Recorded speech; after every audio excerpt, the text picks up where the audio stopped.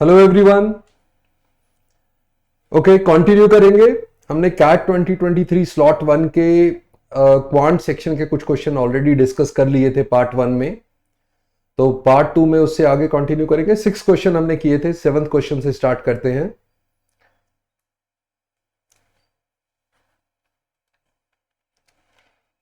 Okay, ये मेरा profile है। मैं बार बार आपको दिखा देता हूं ताकि आपको ये एश्योरेंस रहे कि मैं आपको गलत गाइड नहीं करूंगा। Okay, so let's start with this. 7th question है। अगेन एक क्यूबिक इक्वेशन दी हुई है as -2 as one of the roots. तो एक रूट ऑलरेडी दिया हुआ है and he saying if the other two roots are real root की कंडीशन मुझे पता होती है। लेट्स से इसको पहले तो एक रूट दिया हुआ है -2, तो इसका मतलब x+2 इसका एक फैक्टर है, राइट। बट वो डिवाइड कैसे करते हैं, आपको अगर डिवीजन का प्रोसेस पता हो तो मैं तो ऐसे कर लेता हूं, -2 से आप डिवाइड कर रहे हो, राइट। इसको इसके कॉफिशिएंट लिख लेता हूं। एक्स क्यूब का कॉफिशिएंट 1 है, एक्स स्क्वायर का कॉफिशिएंट 2r+1 है और x का कॉफिशिएंट 4r-1 है और कांस्टेंट है आपका 2। पहले वाले कॉफिशिएंट को सीधा नीचे, फिर इसको मल्टीप्लाई करते हैं, -2 इंटू 1 उसको यहां लिखते हैं -2। अब इनको ऐड करते हैं, इन दोनों को ऐड करेंगे तो 2r+1 -2 करेंगे तो 2r-1। ओके, अब फिर से -2 को इसको इससे मल्टीप्लाई करेंगे और यहां लिखेंगे तो -2 इंटू 2 -4r+2। तो ये अगर ऐड करेंगे, अब यहां पे ऐड करेंगे, 4r कट जाएगा, -1 एंड +2 ये 1 आ जाएगा। अब फिर से -2 एंड 1 मल्टीप्लाई करेंगे तो -2 ये अपना कैंसिल हो जाएगा, राइट। ये कैंसिल होना ही था क्योंकि -2 उसका रूट था, रूट से डिवाइड होके यार। अब ये जो कॉफिशिएंट होंगे, ये 1 कॉफिशिएंट पहले ये x क्यूब का था, अब हो जाएगा x स्क्वायर का, ये x का कॉफिशिएंट और ये कांस्टेंट टर्म।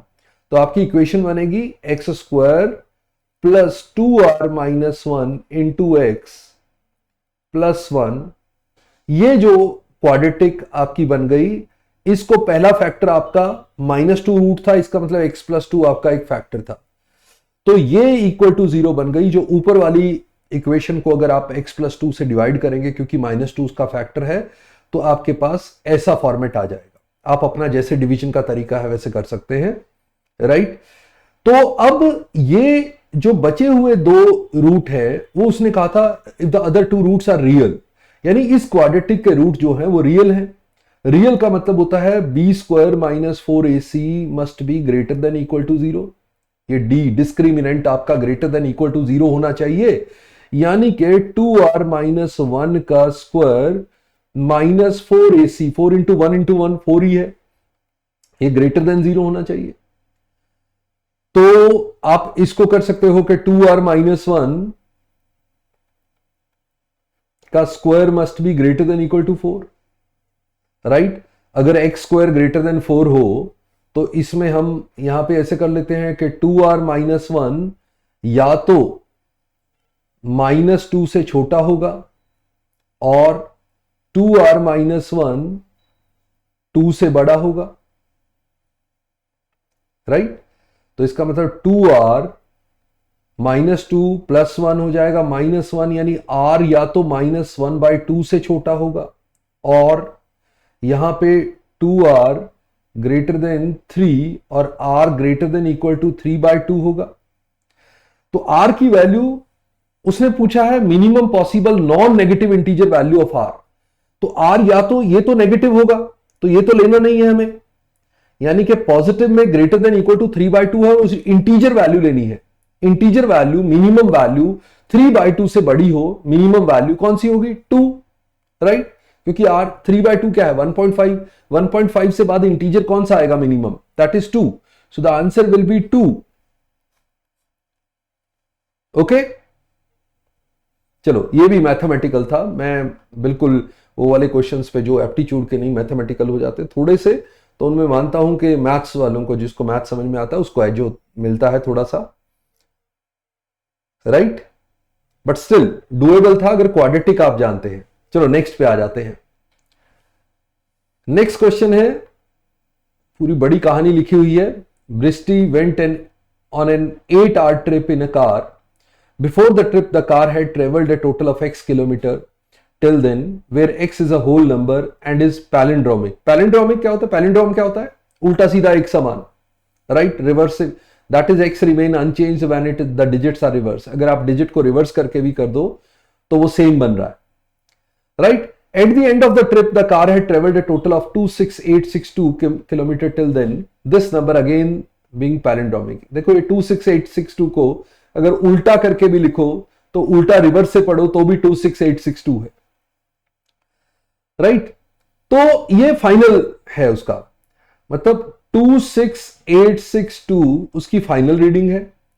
उसमें से वो पहले x किलोमीटर चली है अभी, राइट? x किलोमीटर कुछ चली है, यहां पे कुछ डिस्टेंस उसने चला है x किलोमीटर, और उससे पहले, राइट, उससे पहले भी एक पैलिंड्रोम था, राइट? पैलिंड्रोम था। एक ब्रिस्टी never drove at more than 110 kilometre per hour. वो 110 किलोमीटर पर आवर से ज्यादा नहीं चली।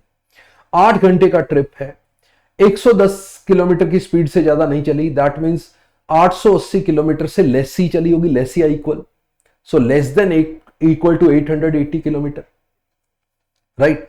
अगर मैं इसमें 880 किलोमीटर कम करता हूं तो मेरे पास 25 आ जाता है, राइट? 25,000 समथिंग आ जाएगा अगर मैं 880 किलोमीटर ही कम कर दूं, क्योंकि इसने पूछा था the greatest possible average speed at which she drove during the trip in kilometre per our. तो अगर वो सपोज 110 पे ही चली होती, राइट, तो उसने 880 टोटल चला होता, तो 880 अगर कम कर दोगे तो ये जो रीडिंग आएगी वो 25 से स्टार्ट होगी। बट 25 से स्टार्ट होगी और 52 से स्टार्ट खत्म होनी चाहिए, पैलिंड्रोम होना चाहिए, और बीच में मैं 9 ले लेता हूं, तो 25952 से 26862 तक कितना हो जाएगा? यहां से 48 प्लस 862 एंड 48, ये तो 900 से ऊपर हो गया, राइट? तो ये वैल्यू पॉसिबल नहीं है, क्योंकि इसका और इसका डिफरेंस जो है वो 910 हो गया। ओके, तो 910 किलोमीटर तो वो चल ही नहीं सकती। इसका मतलब मैं 25 से शुरू नहीं कर सकता, ये 25 में ये बड़े से बड़ा पैलिंड्रोम यही था।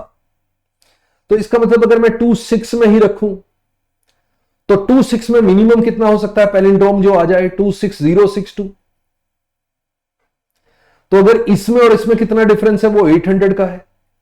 अगर वो 800 चली हो तो ये वाला पैलिंड्रोम बन सकता है। उसके बाद जो पैलिंड्रोम आ रहा था वो 910 के गैप पे आ रहा था, 910 किलोमीटर वो चल नहीं सकती। इसका मतलब ये जो गैप है 800 किलोमीटर उसने चला होगा।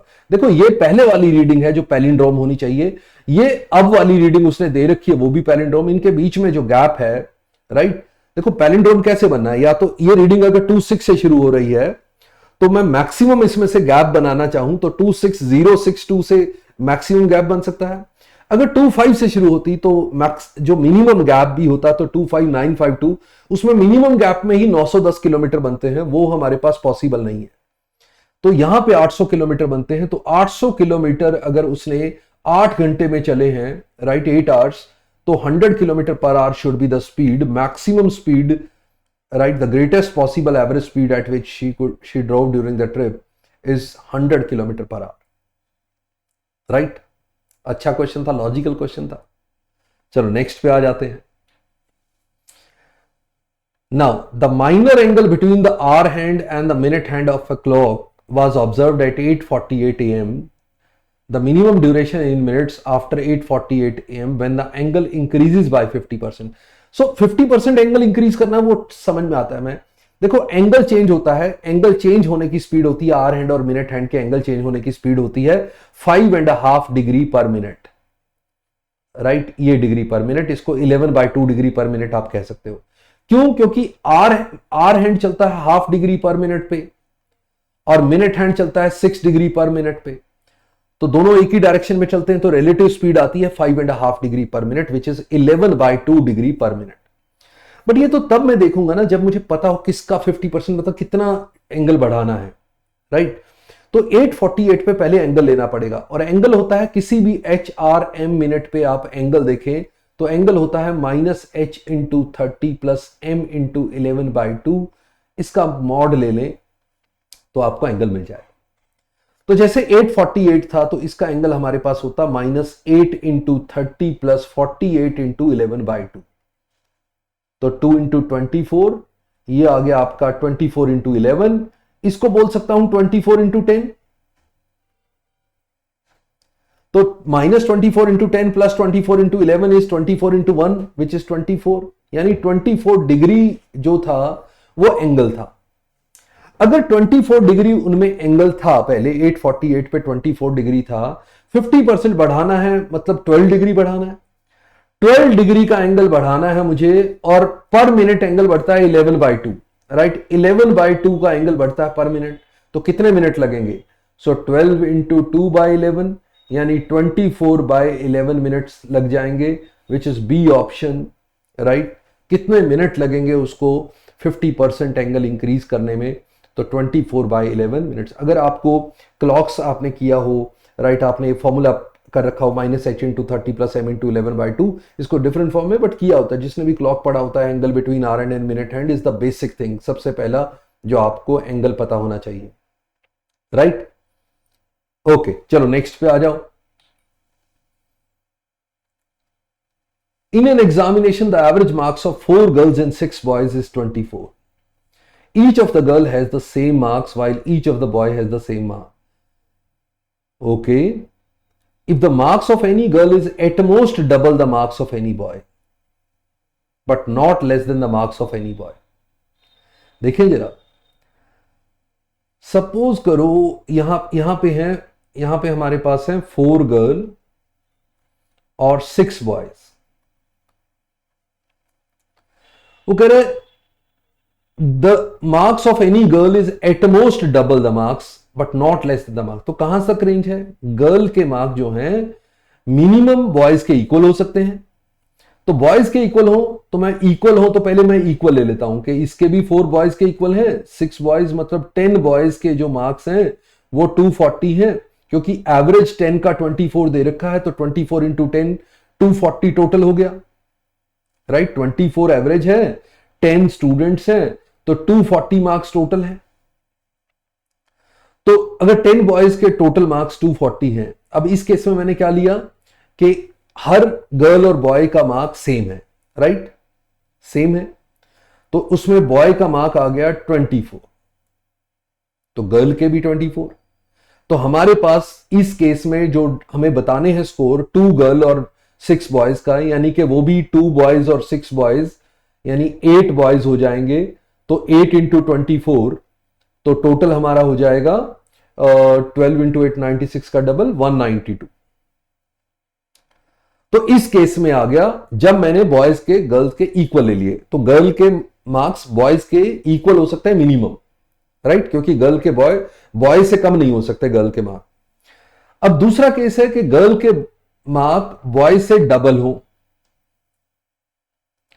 तो उस केस में मेरे पास ये जो इनिशियल इंफॉर्मेशन है, राइट, ये टोटल 240 मार्क्स हैं, वो उसमें 4 girl will be equal to 8 boys और 6 बॉयज, ये 240 बन रहे हैं, यानी 14 बॉयज इज इक्वल टू 240। तो बॉय के मार्क यहां पे आ गए मेरे 240, ये 2 से कैंसिल कर देता हूं, तो यहां पे आ गया 120/7 1 बॉय के मार्क, राइट। तो मुझे बताने हैं 2 गर्ल्स एंड 6 बॉय। अब 2 गर्ल एंड 6 बॉयज इस केस में हमारे हो गए 2 girls means 4 boys, right, girl के डबल ले रहा हूं मैं, मैक्सिमम ले रहा हूं मैं, तो यहां पे 10 बॉयज के मार्क निकालने हैं, और ये बॉय के मार्क हैं 120/7 कर देते हैं, तो ये 1200/7, ये कितना आ जाएगा 171 राइट 304, ऐसा कुछ। तो इसका मतलब मेरे जो टोटल मार्क्स है, मैंने एक्सट्रीम टोटल ले लिए, राइट। एक में गर्ल के मार्क इक्वल टू बॉयज के मार्क, जो यहां पहला केस लिया था गर्ल के मार्क इक्वल टू बॉयज के मार्क, तब हमारा आया मैक्सिमम जो हमारे बन सकते हैं 192 मार्क्स इस केस में। और जब मैंने गर्ल इक्वल टू 2 बॉयज लिए, तब हमारे जो ये टोटल मार्क्स बने वो 171.4, यानी 171.4 से लेके 192 तक इसने कहा है कि कितने टोटल पॉसिबल हैं डिस्टिंक्ट इंटीजर वैल्यूज, टोटल की डिस्टिंक्ट इंटीजर वैल्यूज हैं, राइट, बीच में कोई इंटीजर उसने नहीं कहा, बट टोटल जो मार्क्स होने चाहिए वो इंटीजर। तो 171.4 से ऊपर चलेंगे तो 172 से शुरू होगा और 192 तक ये सारी वैल्यू पॉसिबल है। 192 पॉसिबल है क्योंकि इक्वल टू हो सकते हैं। तो यहां पे हो गए 172 प्लस 20, 21 वैल्यूज हो गई। 172 और 192 को इंक्लूड करके सारी इंटीजर वैल्यू 21 वैल्यूज हो गई। तो 21 वैल्यूज पॉसिबल है टोटल की, राइट, टोटल की ये 21 वैल्यूज पॉसिबल हैं। मैंने मिनिमम मार्क्स लिए गर्ल इक्वल टू बॉय करके और maximum mark girl equal to 2 boys करके, राइट, जबकि हमें दे रखा था कि 4 गर्ल और 6 बॉयज का जो एवरेज 24 है यानी टोटल 240 है। तो उसके हिसाब से मैंने मिनिमम मार्क्स और मैक्सिमम मार्क्स उसके कैलकुलेट कर लिए, मतलब एक रेंज निकल गई 171.4 से 192 तक। तो वहां तक जितनी भी इंटीजर वैल्यूज हैं वो सारी पॉसिबल है, उसमें वो रेंज में रहे, राइट। चलो नेक्स्ट पे आ जाओ। अब है मिक्सचर पी। अब अरिथमेटिक का क्वेश्चन है, mixture P is formed by removing a certain amount of coffee from a coffee jar and replacing the same amount with cocoa powder. Okay. The same amount is again removed from the mixture P and replaced with same amount of cocoa powder form a new mixture Q. तो पहले कोई original mixture था, उससे P बनाया, फिर उससे Q mixture बनाया। If the ratio of the coffee and cocoa in the mixture Q is 16:9, तो अगर मैं यहां पे देखो, उसने कॉफी थी, सारी ओरिजिनल कॉफी थी, तो ओरिजिनल में सारी कॉफी थी, 1 कॉफी थी, और यहां पे कॉफी कितनी हो गई 16 out of 25, right, 16 coffee out of 25। Okay, तो ये 2 बार सेम प्रोसेस हुआ होगा। तो यहां पे अगर ये 16/25 किसका स्क्वायर है, 4/5 का स्क्वायर है, यानी कि यहां से यहां ये 4/5 हुई होगी, मल्टीप्लाई 4/5। तो कॉफी जो है जब आपने रिमूव की होगी तो 4/5 बची होगी, 1/5 रिमूव की होगी, तो उसकी जगह आपने कोकोआ पाउडर डाल दिया, बट 4/5 हो गई कॉफी। तो फिर आपने जो 4/5 कॉफी है उसका फिर 4/5 बचा होगा, यानी 1/5 फिर रिमूव कर दिया होगा, तो 4/5 बचा होगा, राइट। तो उसने पूछा then the ratio of cocoa in the mixture P to that in mixture Q. P में कोकोआ कितना है, ये तो कॉफी लिखी है 4/5, तो कोकोआ कितना है 1/5।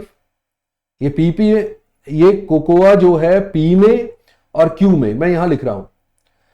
तो कोकोआ जो है क्यू में कितना है, अगर 16 आउट ऑफ 25 कॉफी है तो 9 आउट ऑफ 25 है, तो ये हो गया 5 into 5, ये क्रॉस ले जाओ तो 5:9 should be the answer, right. Cocoa जो है वो बताना है, कॉफी का तो मैंने ऊपर लिख ही लिया था, जो रिमूव करते हो ऐड नहीं करते, उसको तो आप सीधा रिप्लेसमेंट में ऐसे ही कर सकते हो, राइट। ओके, चलो फिर नेक्स्ट क्वेश्चन पे चलते हैं।